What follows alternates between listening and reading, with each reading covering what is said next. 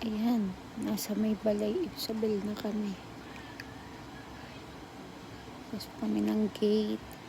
Kailangan mag-iwan ng ID sa guardhouse. Ayan, sa loob na kami.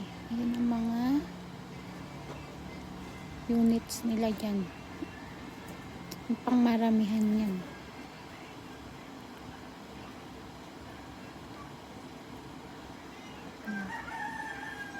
Sa Malvar 105 kami.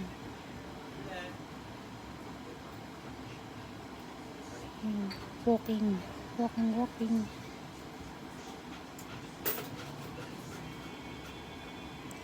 Ayan ang pool nila. Actually, dalawa yan. Ang laki-laki.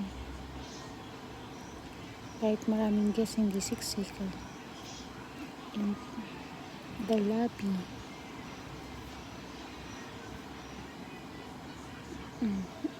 Tapos yung isa pang pool. Ayan siya. Tada! Ang lawak-lawak niyan. Ang ganda ng view. Nakaka-relax.